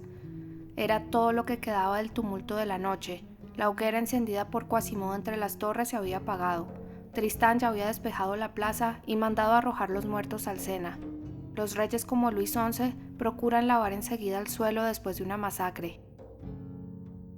Por fuera de la balustrada de la torre, precisamente debajo del punto donde se había detenido el sacerdote, había una de esas gárgolas fantásticamente labradas en la piedra que adornan los edificios góticos, y en una grieta de esa górgola 2 bonitos alelíes, agitados y como dotados de vida por el soplo del aire, intercambiaban alegres saludos. Por encima de las torres, arriba, muy al fondo del cielo, se oían lejanos cantos de pájaros. Pero el sacerdote ni escuchaba ni miraba nada de todo eso. Era de esos hombres para los que no existen amaneceres, ni pájaros, ni flores. En aquel inmenso horizonte que adoptaba tan variados aspectos a su alrededor, su contemplación estaba concentrada en un único punto. Quasimodo ardía en deseos de preguntarle qué había hecho con la egipcia, pero el arcediano parecía estar en ese momento fuera del mundo. Se hallaba a todas luces en uno de esos minutos violentos de la vida en los que uno no notaría hundirse la tierra bajo sus pies. Con los ojos invariablemente clavados en un lugar determinado, parecía inmóvil y en silencio. Y ese silencio y esa inmovilidad tenían algo tan terrible que hacía temblar al salvaje campanero y le impedía romperlos. Se limitó, y era otro modo de interrogar al arcediano, a seguir la dirección de su rayo visual, y de esta forma la mirada del desgraciado sordo llegó a la plaza de Grève. Así vio lo que el sacerdote miraba. La escalera estaba puesta junto al patíbulo permanente. Había algunas personas en la plaza y muchos soldados. Un hombre arrastraba por el suelo una cosa blanca a la que estaba agarrada una cosa negra. Ese hombre se detuvo al pie del patíbulo. Entonces sucedió algo que Quasimodo no vio bien. No es que el ojo único hubiera perdido el alcance visual que siempre había poseído, sino que un pelotón de soldados le impedía distinguir el conjunto. Además, en ese instante apareció el sol, y por encima del horizonte rebosó tal oleada de luz que se habría dicho que todas las agujas de París, flechas, chimeneas, frontones, se incendiaban a la vez. Mientras tanto el hombre empezó a subir la escalera. Entonces Quasimodo lo vio con claridad. Llevaba una mujer al hombro, una muchacha vestida de blanco, y esa muchacha llevaba una cuerda alrededor del cuello. Quasimodo la reconoció. Era ella. El hombre llegó al final de la escalera. Allí ajustó el nudo. El sacerdote, para ver mejor, se puso entonces de rodillas sobre la balustrada. De pronto el hombre empujó bruscamente la escalera con el talón, y Quasimodo, que contenía la respiración desde hacía ya unos instantes, vio balancearse en el extremo de la cuerda, a 2 toesas del suelo, a la desdichada criatura y al hombre agachado con los pies sobre sus hombros. La cuerda dio varias vueltas sobre sí misma y Quasimodo vio que horribles convulsiones recorrían el cuerpo de la egipcia. El sacerdote, por su parte, con el cuello estirado y los ojos desorbitados, contemplaba ese grupo espantoso que formaba el hombre y la muchacha, la araña y la mosca. En el momento más horrible de la escena, una risa demoníaca, una risa que solo es posible tener cuando se ha dejado de ser hombre, estalló en el rostro lívido del sacerdote. Quasimodo no oyó esa risa, pero la vio. El campanero retrocedió unos pasos por detrás del arcediano y de repente, abalanzándose sobre él con furia, lo empujó por la espalda con sus grandes manos al abismo sobre el que don Claude estaba inclinado. ¡Maldición!, exclamó el sacerdote y cayó. La górgola sobre la que se encontraba lo detuvo en su caída. Se agarró a ella desesperadamente con ambas manos, y en el momento en que abrió la boca para proferir un segundo grito, vio asomar por el borde de la balustrada, justo encima de su cabeza, el rostro formidable y vengativo de Quasimodo. Entonces cayó. El abismo estaba bajo él, una caída de más de 200 pies y el suelo. En aquella terrible situación, el arcediano no pronunció una sola palabra, no emitió un solo gemido, solo se retorció sobre la gárgola haciendo esfuerzos increíbles para subir, pero sus manos no lograban agarrarse al granito y sus pies rayaban la pared ennegrecida sin encontrar apoyo. Las personas que han subido a las torres de Notre Dame saben que hay un saliente en la piedra justo debajo de la balustrada. Era ahí donde se extenuaba el miserable arcediano. No se enfrentaba a una pared cortada a pico, sino a una pared que se escabullía bajo él. Quasimodo no habría tenido más que tenderle la mano para sacarlo del abismo, pero ni siquiera lo miraba. Miraba a la Greffe, miraba al patíbulo, miraba a la egipcia. El sordo había apoyado los codos en la balustrada, en el mismo sitio donde un momento antes estaba el arcediano. Y allí, sin apartar la mirada del único objeto que en ese momento existía para él en el mundo, permanecía inmóvil y mudo como un hombre fulminado, y un largo río de llanto fluía en silencio de aquel ojo que hasta entonces había vertido una sola lágrima. El arcediano, mientras tanto, jadeaba, su frente calva chorreaba de sudor, sus uñas sangraban sobre la piedra, sus rodillas se deshollaban contra la pared. Oía cómo su sotana, enganchada en la górgola, crujía y se desgarraba cada vez que se movía. Para colmo de desgracias, aquella gárgola terminaba en un tubo de plomo que cedía bajo el peso de su cuerpo. El arcediano notaba que aquel tubo se iba doblando lentamente. Se decía, el miserable, que cuando sus manos estuvieran rotas de cansancio, cuando su sotana se hubiera desgarrado del todo, cuando ese tubo de plomo se hubiera doblado por completo, caería, y el pánico le invadía las entrañas. De cuando en cuando miraba enloquecido una especie de estrecho rellano formado, unos 10 pies más abajo, por salientes de las esculturas, y en el fondo de su alma desesperada, pedía al cielo poder acabar su vida en aquel espacio de 2 pies cuadrados, aunque tuviera que durar 100 años. En una ocasión miró por debajo de él la plaza, el abismo. Cuando levantó la cabeza, tenía los ojos cerrados y el cabello totalmente erizado. Era aterrador el silencio de esos dos hombres. Mientras el arcediano agonizaba de aquella horrible forma a unos pies de él, Quasimodo lloraba y miraba a la Greffe. El arcediano, viendo que todas sus sacudidas solo servían para debilitar el frágil punto de apoyo que le quedaba, decidió quedarse quieto. Estaba allí, abrazando a la górgola, respirando apenas, sin hacer otro movimiento que esa convulsión maquinal del vientre que se siente en sueños cuando uno cree estar cayendo al vacío. Sus ojos, abiertos de un modo enfermizo, tenían la mirada perdida. Poco a poco, sin embargo, perdía terreno. Sus manos resbalaban por la górgola, sentía cada vez más la debilidad de sus brazos y la pesadez de su cuerpo. La curvatura del tubo de plomo que lo sostenía se inclinaba milímetro a milímetro, sin cesar hacia el abismo. Veía bajo sus pies, cosa terrible, el tejado de Saint-Jean-le-Rond, pequeño como un mapa doblado por la mitad. Miraba una tras otra las impasibles esculturas de la torre, suspendidas como él sobre el precipicio, pero sin sentir terror por ellas ni piedad por él. Todo era de piedra a su alrededor. Ante sus ojos, los monstruos con la boca abierta. Abajo, al fondo de todo, en la plaza, el empedrado. Sobre su cabeza, Quasimodo llorando. Había en el atrio algunos grupos de curiosos que intentaban tranquilamente adivinar quién podía ser el loco que se divertía de tan extraña manera. El sacerdote les oía decir, pero sus voces llegaban hasta él claras y agudas. «¡Va a desnucarse!». Quasimodo lloraba. Finalmente el arcediano, desbordante de rabia y de espanto, comprendió que todo era inútil. No obstante, hizo acopio de las fuerzas que le quedaban para realizar un último intento. Tensó el cuerpo para levantarlo sobre la górgola, empujó la pared con las rodillas, se agarró con las manos a una grieta de la piedra y consiguió elevarse tal vez un pie, pero esa presión dobló bruscamente el tubo de plomo en el que se apoyaba. Al mismo tiempo la sotana se rasgó del todo. Entonces, sintiendo que todo cedía bajo él, no teniendo ya más que sus manos rígidas y desfallecientes aferradas a algo, el infortunado cerró los ojos y soltó la gárgola. Cayó. Quasimodo lo miró caer. Una caída desde semejante altura raramente es perpendicular. El arcediano, lanzado al espacio, cayó primero con la cabeza hacia abajo y los brazos extendidos antes de dar varias vueltas sobre sí mismo. El viento lo empujó hasta el tejado de una casa, donde el desdichado empezó a destrozarse. Sin embargo, no estaba muerto cuando llegó a él.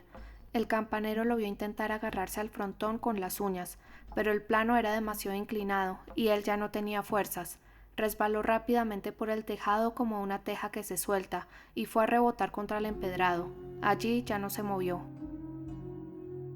Quasimodo dirigió entonces la mirada hacia la egipcia, cuyo cuerpo, suspendido en el patíbulo, veía estremecerse a lo lejos bajo el vestido blanco en los últimos estertores de la agonía. Luego la desplazó de nuevo hacia el arcediano, tendido al pie de la torre y ya desprovisto de forma humana, y dijo con un sollozo que surgió de lo más profundo de su pecho: «¡Oh, todo lo que te he amado!». Capítulo 3. Boda de Phoebus. Hacia el amanecer de aquel día, cuando los oficiales judiciales del obispo fueron al atrio a levantar el cadáver descoyuntado del arcediano, Quasimodo había desaparecido de Notre Dame. Corrieron muchos rumores sobre este suceso. Nadie puso en duda que había llegado el momento en que, de acuerdo con el pacto establecido entre ellos, Quasimodo, es decir, el diablo, debía llevarse a Claude Frollo, es decir, al brujo. Supusieron que había roto su cuerpo para apoderarse de su alma, como los monos que rompen la cáscara de la nuez para comerse el fruto. Por este motivo el arcediano no fue inhumado en tierra sagrada. Luis XI murió al año siguiente, en el mes de agosto de 1483. En cuanto a Pierre Gringoire, consiguió salvar a la cabra y obtuvo éxito en el campo de la tragedia. Parece ser que después de haber probado la astrología, la filosofía, la arquitectura, la hermética y todas esas locuras, volvió a la tragedia, que es la más loca de todas. Es lo que él llamaba tener un final trágico. Acerca de sus triunfos dramáticos, esto es lo que puede leerse a partir de 1483 en las cuentas del ordinario. A Jean Marchand y Pierre Gringoire, carpintero y compositor, que han hecho y compuesto el misterio representado en el Châtelet de París con motivo de la entrada del señor legado, dirigido a personajes, aquestos vestidos y acicalados tal como en dicho misterio era requerido, y asimismo, por haber construido los tablados que para ello eran necesarios, por este trabajo, 100 libras. Phoebus de Chateaupers también tuvo un final trágico. Se casó. Capítulo 4. Boda de Quasimodo. Acabamos de decir que Quasimodo había desaparecido de Notre Dame el día de la muerte de la egipcia y del arcediano. No se le volvió a ver, en efecto, no se supo qué había sido de él. La noche que siguió al suplicio de Esmeralda, los ayudantes del verdugo habían descolgado su cuerpo del patíbulo y lo habían llevado, según era costumbre, a los sótanos de Montfaucon. Montfaucon era, como dice Sauval, el más antiguo y el más soberbio patíbulo del reino.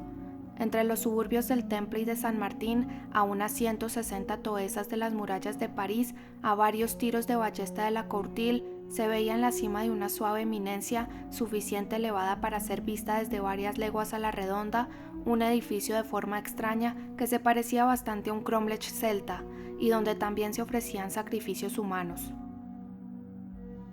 Que el lector imagine, en la cima de una colina de yeso, un gran paralelepípedo de mampostería, de 15 pies de alto, 30 de ancho y 40 de largo, con una puerta, una rampa interior y una plataforma, Sobre esa plataforma, 16 enormes pilares de piedra sin labrar, de 30 pies de altura, dispuestos en hilera alrededor de 3 de los 4 lados del macizo que los sostiene, unidos entre sí por la parte superior mediante fuertes vigas de las que cuelgan cadenas a intervalos regulares.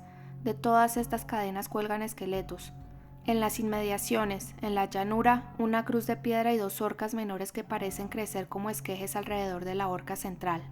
Por encima de todo esto, en el cielo, un vuelo perpetuo de cuervos. Esto es Montfaucon. A finales del siglo XV, el formidable patíbulo, que databa de 1328, era ya muy decrépito. Las vigas estaban carcomidas, las cadenas oxidadas, los pilares cubiertos de moho. Las hiladas de piedras talladas estaban totalmente agrietadas en las junturas, y la hierba crecía sobre esa plataforma que ningún pie pisaba. Aquel monumento dibujaba un horrible perfil sobre el cielo, sobre todo por la noche, cuando la luna iluminaba un poco aquellos cráneos blancos, o cuando la brisa vespertina empujaba cadenas y esqueletos y los mecía en la oscuridad. La sola presencia de ese patíbulo bastaba para convertir todos los alrededores en lugares siniestros. El macizo de piedra que servía de base al odioso edificio estaba hueco. Habían practicado en él un vasto sótano, cerrado por una vieja verja de hierro deteriorada, donde arrojaban no solo restos humanos que se desprendían de las cadenas de Montfaucon, sino también los cuerpos de todos los desdichados ejecutados en los otros patíbulos permanentes de París. En aquel profundo osario, donde tantos restos humanos y tantos crímenes se han podrido juntos, muchos grandes del mundo y muchos inocentes han ido a dejar sus huesos, desde Enguerrand de Marigny, que estrenó Montfaucon y que era un hombre justo, hasta el almirante Coligny, que lo clausuró y que era un hombre justo también. En lo que se refiere a la misteriosa desaparición de Quasimodo, esto es cuanto hemos podido descubrir. Alrededor de 2 años, o más exactamente, 18 meses después de los acontecimientos que ponen fin a esta historia, cuando fueron a buscar al sótano de Montfaucon el cadáver de Olivier el Gamo, que había sido ahorcado 2 días antes y a quien Carlos VIII concedía la gracia de ser enterrado en Saint Laurent en mejor compañía, encontraron entre aquellas carcasas inmundas 2 esqueletos, uno de los cuales estaba extrañamente abrazado al otro. Uno de esos 2 esqueletos, que era de una mujer, todavía conservaba unos jirones de ropa de tela que había sido blanca, y alrededor de su cuello se veía un collar de cuentas de acederaque con una bolsita de seda, adornada con avarolios verdes que estaba abierta y vacía. Aquellos objetos tenían tan poco valor que sin duda el verdugo no los había querido. El otro esqueleto, que tenía estrechamente abrazado, era de hombre. Observaron que tenía la columna vertebral desviada, la cabeza hundida entre los omóplatos y una pierna más corta que la otra. No presentaba, por lo demás, rotura de vértebra en la nuca, y era evidente que no había sido ahorcado. Así pues, el hombre al que había pertenecido había ido expresamente allí y allí había muerto. Cuando intentaron separarlo del esqueleto al que abrazaba, se convirtió en polvo.